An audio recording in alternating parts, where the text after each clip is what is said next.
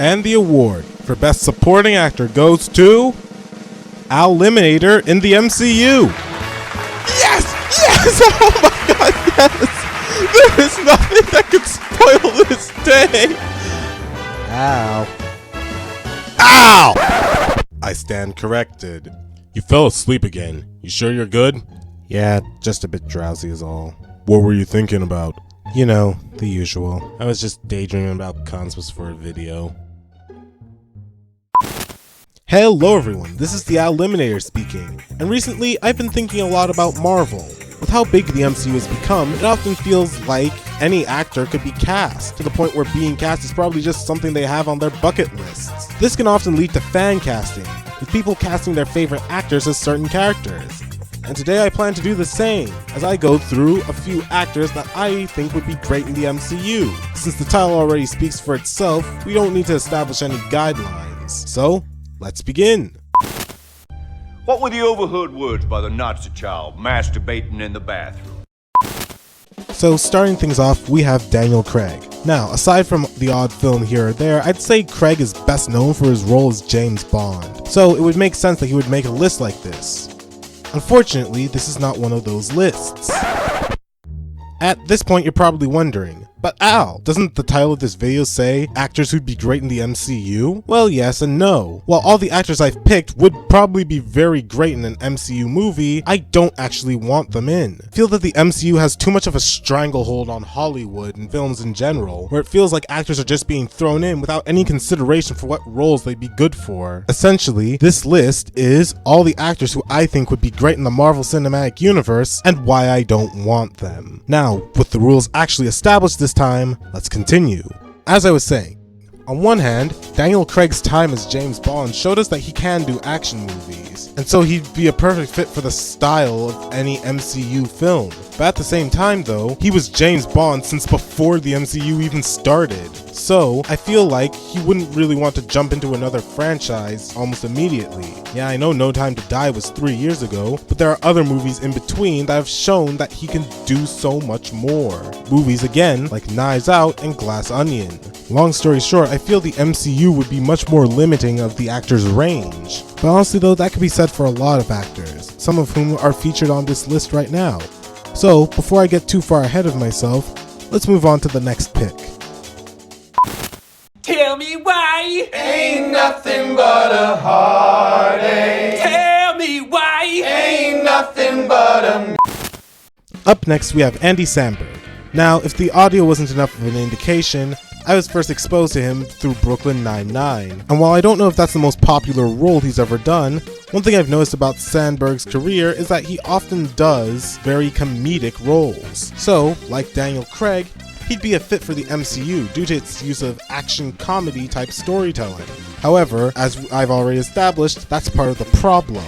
See, if you had watched any video essay talking about the MCU over the past 3 years, then you'd know about one major complaint that everyone has, that being the MCU's over-reliance on comedy. And, if it wasn't obvious, I agree with them. Comedy has become far too much of a crutch for the MCU, and so the casting of a well-known comedic actor could really put things over the edge. And that's not even mentioning the fact that Chris Pratt, who plays Star-Lord, really became well-known after his role in Parks and Recreation.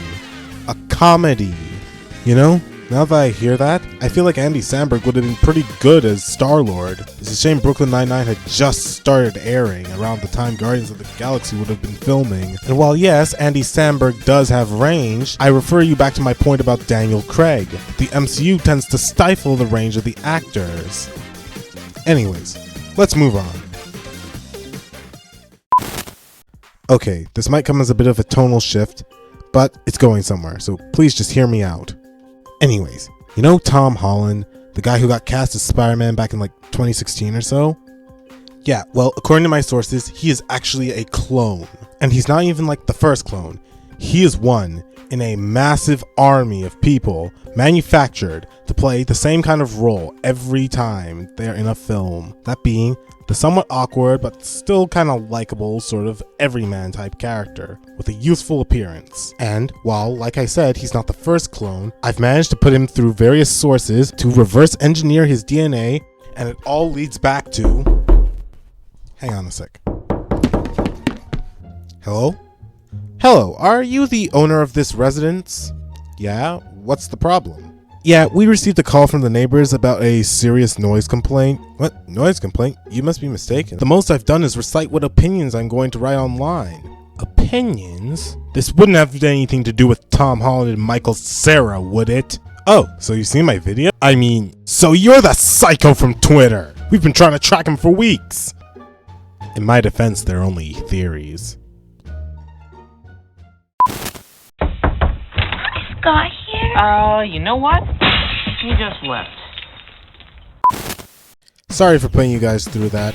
My next pick is Michael Cera, and if it wasn't obvious, I know who I'd cast him as. But outside of that very specific pick, I'd say that Cera is best known for playing very awkward characters in a lot of his films. And even in cases like Scott Pilgrim vs. the World, where he's playing an adaptation of the character, he still brings his sort of unique cadence to that role. Michael Cera has a very recognizable type of performance. I mean, yeah, his face itself is pretty recognizable, but again, the performance itself is something that I feel sticks out among a lot of Hollywood leads, which can serve as both a strength and a detriment to a lot of the roles he takes. As well, again, Cera is very iconic. It often feels like he can play the same character in a lot of films, and if you had been paying attention throughout the video, you'd notice that range is a running theme. Yes, Michael Cera seems like he'd be a good pick for Spider-Man, but the best interpretations of Spider-Man aren't the ones that are overly awkward. Spider-Man is more than his awkwardness, just like how Iron Man is more than his quips. Yeah, Michael Cera plays awkward characters, but there's usually depth to them as well.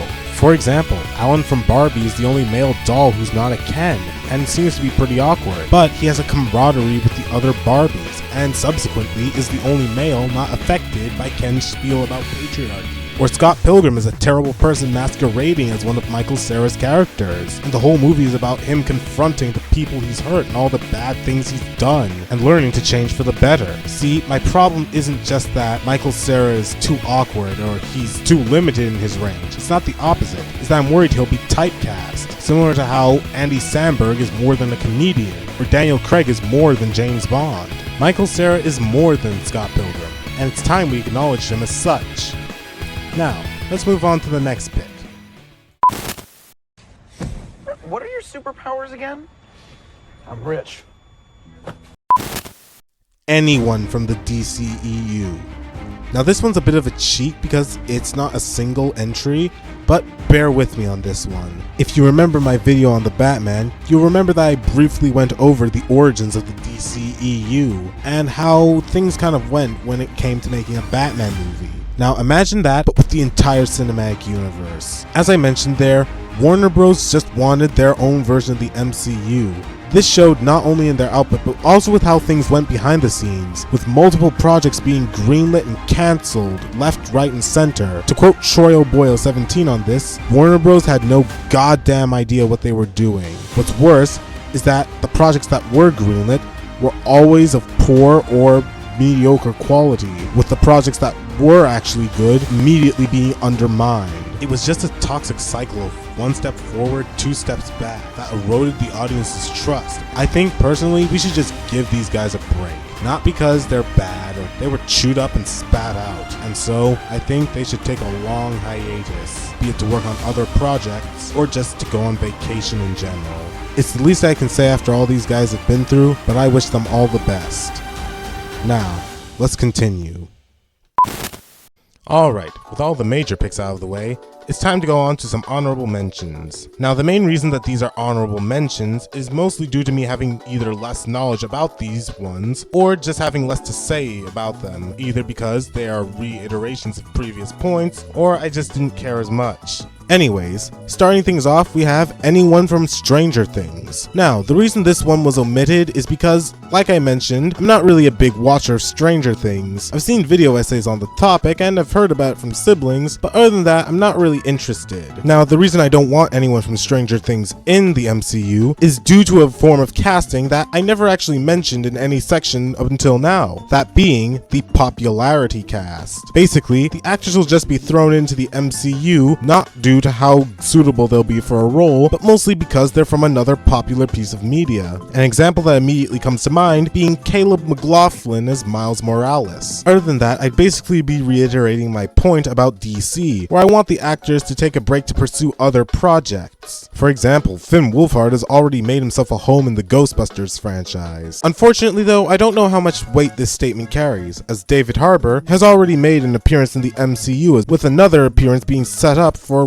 whenever. Not to mention that Paul Rudd, another actor in Ghostbusters Afterlife, plays Ant-Man, so take this one with a grain of salt. After that, we have Tom Cruise. Now, funnily enough, Cruise actually auditioned to be in the MCU at one point, but lost the role to Robert Downey Jr. Yes, you heard me correctly. Tom Cruise was almost Iron Man. As for the reason I omitted him from this list, it's pretty obvious that he'd just be a regurgitation of my point about Daniel Craig. But with any luck, Cruise might get into the MCU as a villain at some point. It seems to be a trend with these kinds of movies. Now, finally, we have anyone from the Star Wars franchise. Like Stranger Things, this idea was shot down as there are set photos of Harrison Ford for the new Captain America movie. But aside from that specific aspect, my reasoning is completely different. Star Wars has become very oversaturated in the past few years, ever since The Force Awakens. We had a new Star Wars movie coming out every year up until 2019, right before the pandemic. In fact, the Obi-Wan Kenobi series was initially conceived as a movie, not to mention the plethora of Disney Plus series that have been released over the past few years since the pandemic started. And to top it all off, the Star Wars fanbase has left a large, contentious, yet unmistakable footprint on the internet. So, having these two franchises cross-pollinate is a perfect storm in all the worst ways.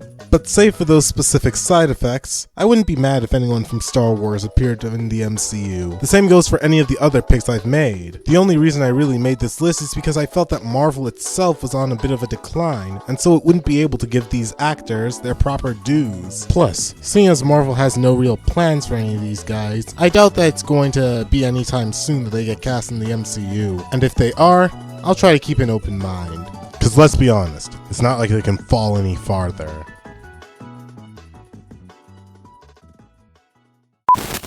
Thank you guys for watching. Be sure to like, share, subscribe, and tell me down in the comments, which actors do you want in the MCU? Which ones don't you want? And why? And most importantly, do you want to see another video like this? This is one I've had on the back burner since about 2023, so it's nice to finally get it out there. Anyways, subscribe today to join the A-list, and have a great day. Bye!